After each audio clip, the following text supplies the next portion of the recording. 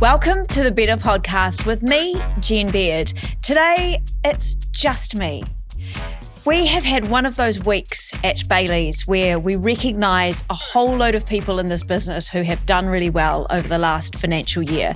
This week, there have been award ceremonies in Auckland and in lots of other places around the country. And this is a time when I always get a bit reflective about what it takes to be successful in this industry. You know, we have these people that come up on stage and get an award and get a trophy almost every year. And you see people coming through the ranks and getting better and better at what they do. And I often take a bit of a step back around these sorts of times and think about all of the conversations that I've had over the years with people like Ed Pack, like Nick Gilbert, who have been really successful. And in the 20 years or so that I've been in real estate and all the conversations that I've had with these kinds of people, there's really just a few things that they do really well, that they have as a fundamental part of their day and of their business that makes them the amazing salespeople that they are. And I am going to share that with you today. We often go to real estate conferences and you get to see all of the best people on stage, whether it's in New Zealand or overseas. And these people spend a whole load of time getting their presentations ready and they stand up there for their half an hour or 45 minutes and they tell you all of their secrets. Every time I've ever called a salesperson and said, hey, will you come and tell all these other salespeople what your secrets are? They're initially a little bit worried. And then I tell them this, don't worry.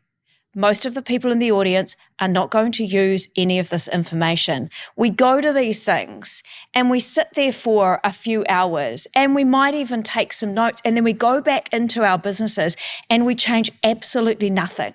And we wonder why the following year we have a really similar year to the one we just had.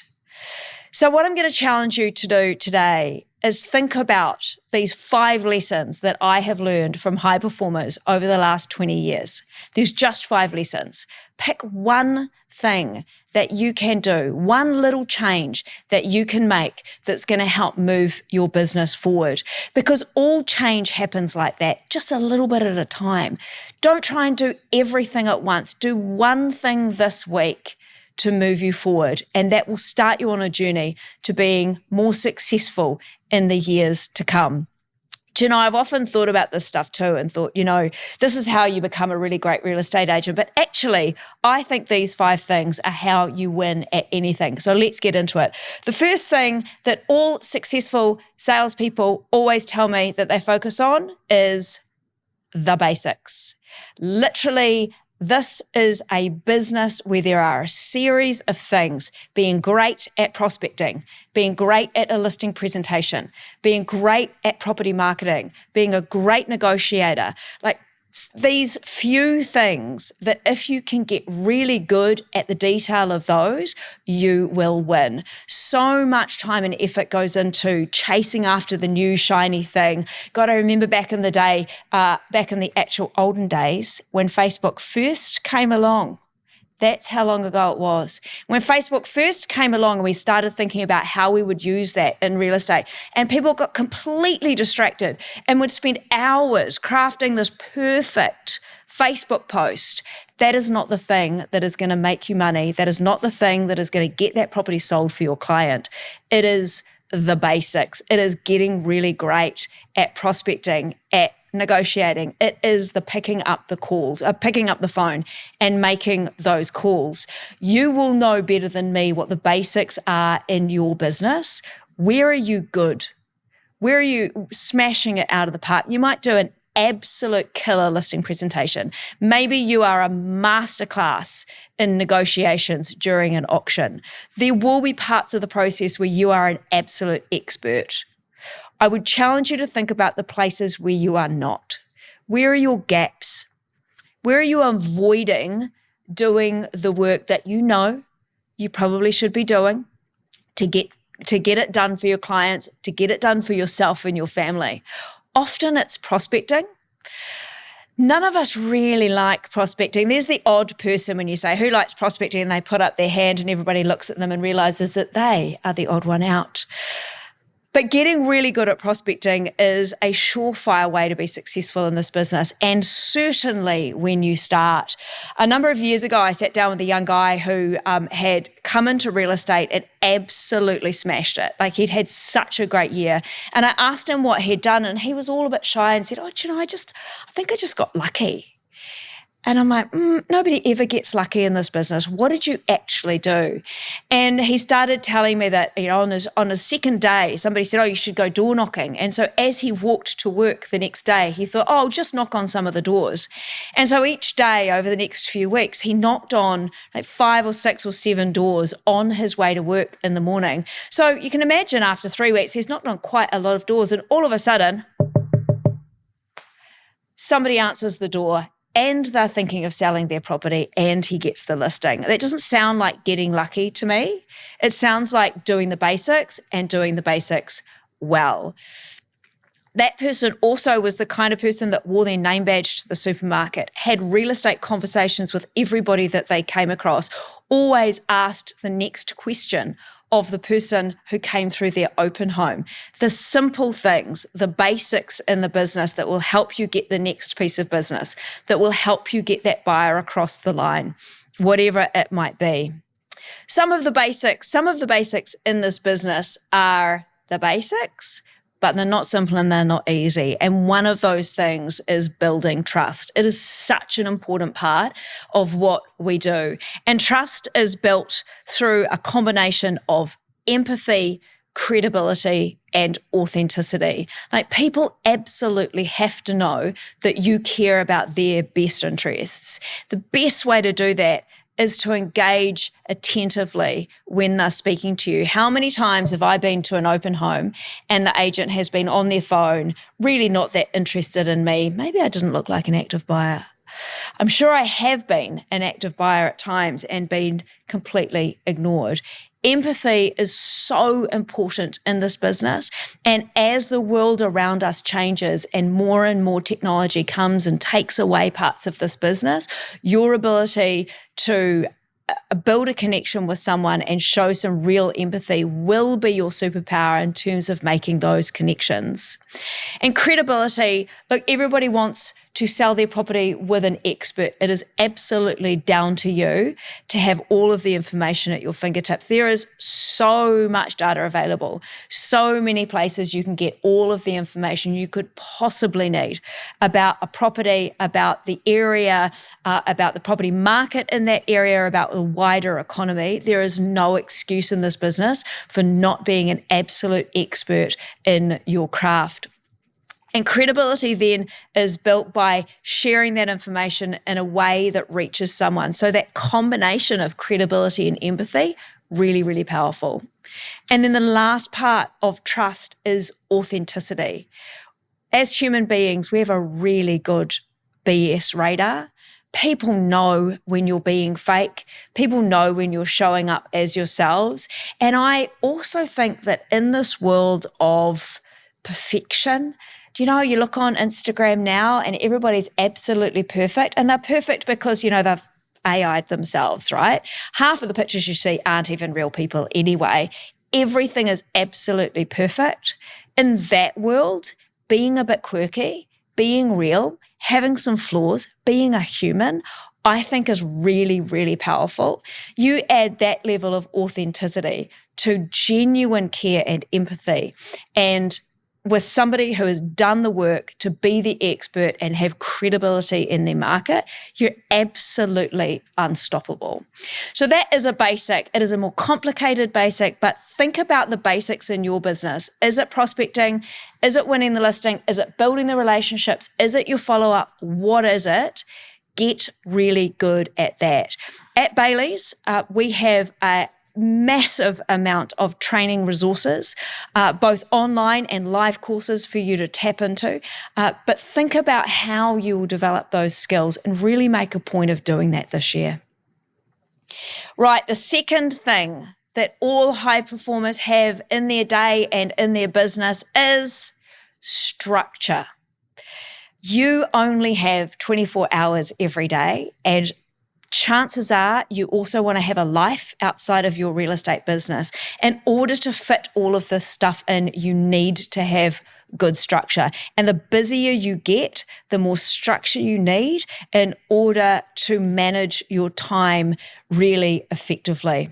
A friend of mine went back into real estate after a break a number of years ago, and she had a 5-year-old at the time. And there was this period of time between 5 a.m. and 7:30 a.m. where he was still asleep, and she knew that she had a couple of hours at the beginning of the day to really get into her work. So every single morning, her alarm would go at 5 o'clock. She would get up, she'd do 10 or 15 minutes of yoga or exercises, and then she was straight into her work. At 7:30, her son woke up. She did what she needed to do to get him to school, and then at 9:30 she was back at her desk doing her prospecting calls. She had the same structure, doing the same piece of real estate every single day during the week so that she could manage being a solo mum and her real estate business at the same time. The structure is what set her free to be both a really effective mum and a really effective salesperson. Nobody's lives are perfect, but if you know that at 10 o'clock every single day, that is the couple of hours you're going to do your prospecting calls or create your appraisals or whatever it might be, having that structure will set you free. So you've thought about the structure of your day, you've thought about the structure of your day or your week, and into that structure you build largely the basics. So now you've got two things. The third thing all high performers have in spades is discipline. If you want to get anything done in this world, you have two basic options. You can try and motivate yourself. This is a really popular option. It feels really good to me to be motivated, but it is also devastatingly wrong if you want long-term success. The second option is really unpopular, and that is to cultivate discipline. You see, motivation suggests that you have to wait for a certain kind of feeling in order to do a task. I'm going to wait until I feel like prospecting before I actually do it. Do you know, if you're anything like me, you might be waiting a really long time to get that feeling of, oh, all of a sudden I feel motivated to do the prospecting. No. It is discipline that will have you act before you feel like it. And action is what comes before motivation. So you need to have this sense of commitment to yourself and enough discipline to be able to act on that. So from 10 o'clock every day, I'm going to do my prospecting calls, whether you feel like it or not. You do what it takes to pick up that phone and start making those calls at 10 o'clock. You've overlaid discipline into a structured environment and you're focusing on the basics. And honestly, if you just do those three things, you will be more successful than most real estate agents in this country, because my experience is that most people cannot do just those things. Cultivate some discipline into a structured day and focusing on the basics. There is so many things that will distract you in real estate and in life, frankly. If you can just do those three things, you will be successful. So I'm going to ask you now, which one of those do you need more of in your day? Which one of those can you tweak just a little bit to be more successful, to get more out of your time, because you are not going to get more time. But how do you use your time better to either buy back time in your day to spend doing the things that you really love or with the people that you care about, or to grow your business to the scale that is worthy of you? Then we get to the cherries on the top. As I said, those first three things, they're fundamental. You get those right, you are going to win. But when you start talking to really high performers, there are a couple of other things that they do that really set them apart. And the first is that they look after their health and fitness. They look after their health and fitness in their heads and in their body. For you to have a really successful day, this has to be as good as it possibly can be. We've all had those days where we haven't slept, or God forbid, we've had a hangover. your ability to leverage your skills on those days is severely depleted. And that will happen if you eat badly. It will happen if you haven't slept well. It will happen certainly if you're hungover. But it also happens if things are going a bit sideways at home, or if you are feeling unusually down on yourself. When things are not okay in your emotional or your physical health, it's really hard to be on top of your game. And there are lots of different ways to deal with these sorts of things. We talk a lot about performance in this industry, but performance is really the tip of the iceberg. Performance is a function of your ability to leverage the skills and knowledge and experience that you have. But that your ability to leverage that depends on your state of mind, which is a combination of your physical and your mental health.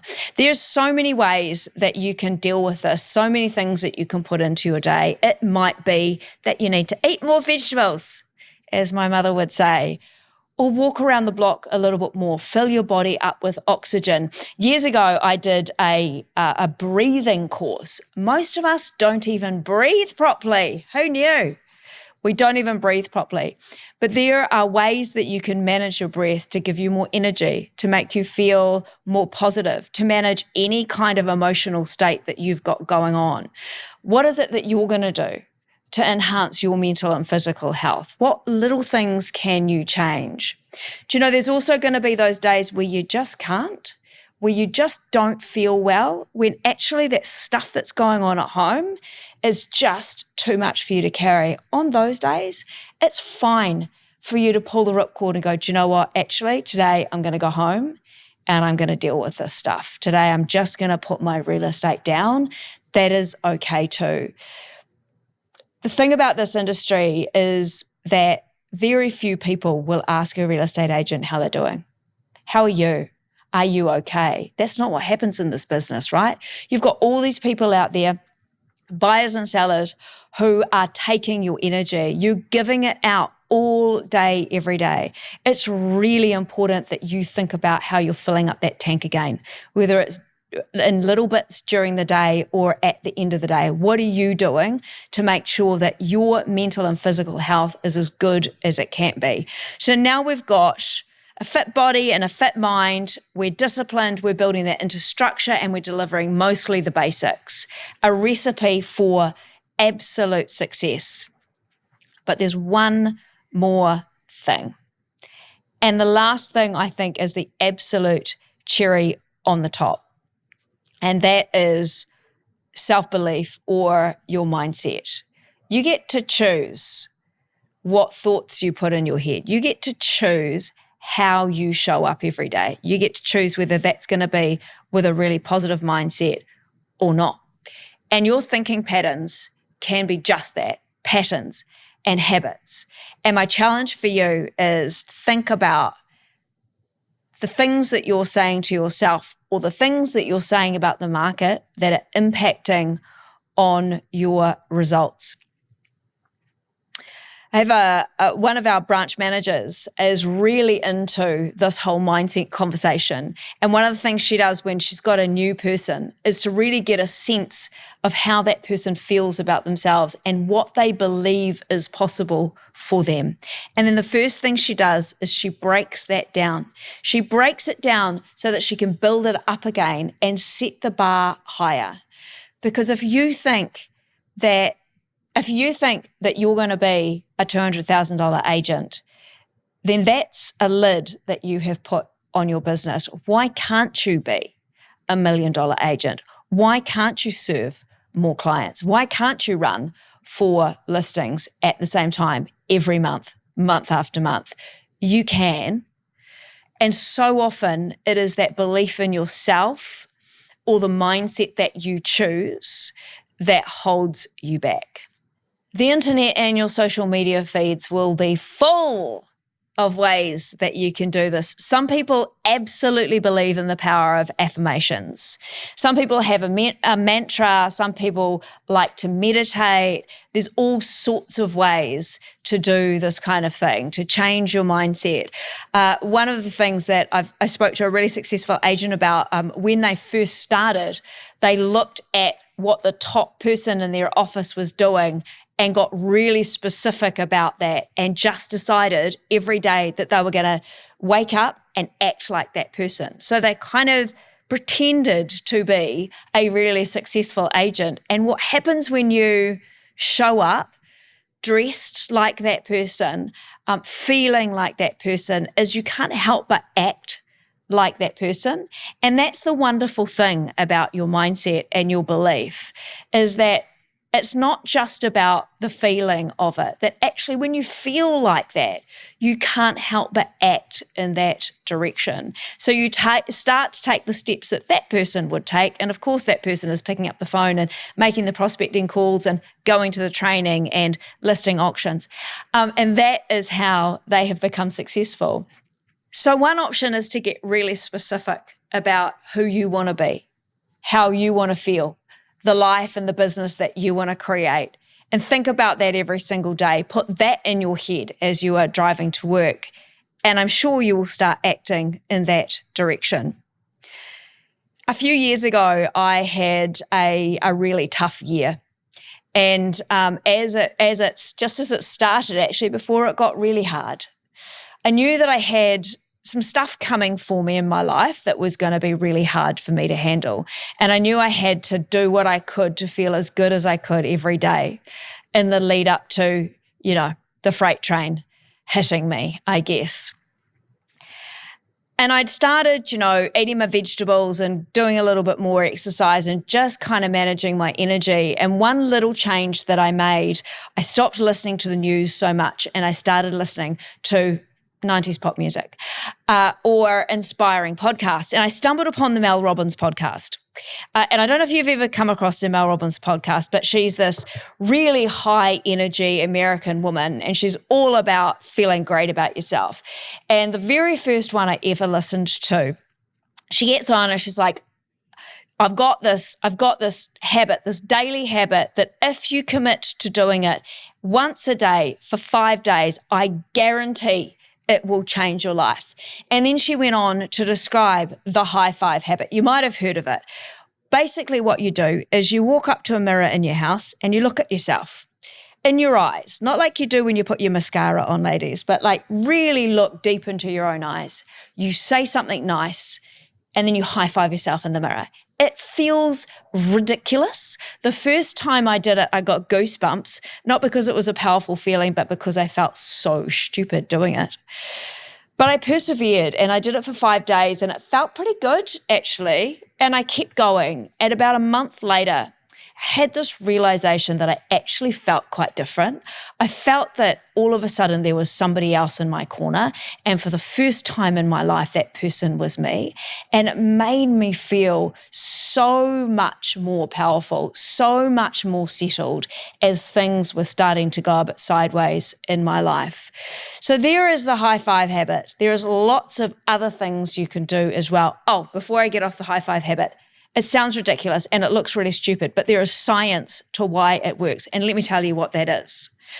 You have never high-fived anybody in your life, or at least I hope you haven't, high-fived anybody in your life when they have failed, done something stupid, when you're really angry with them.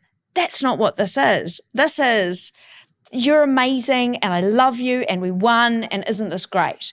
And your body knows that. So even when you're high-fiving yourself in the mirror, there's these little chemical changes, real physiological changes in your body that give you a little bit of a hit, that make you feel ever so slightly different. And the more you do it, the more you give yourself a little wee positive pump, it just builds on itself over time. So I dare you to do it for 5 days and tell me it doesn't change your life. You don't have to do the Mel Robbins high five habit. As I said, the internet is full of ways that you can pump yourself up, feel great about yourself, manage your mindset in a really positive way. And you imagine getting to work feeling incredible. And you've put some good food in your body and you're full of oxygen, you're feeling great. You've got some discipline, you know that you're going to get in there and you're going to do what you said you were going to do that day. You've got a structure, so you'll smash out way more work than most of the people in the office. And most of that work you're doing is the basics done well.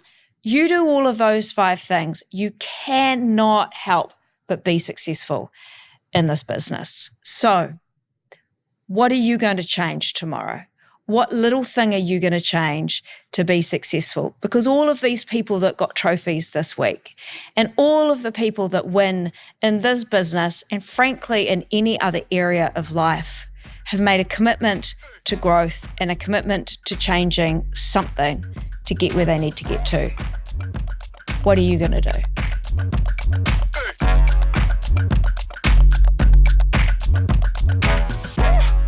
Thanks for getting all the way to the end of the Better podcast with me, Jen Baird, and Bayleys.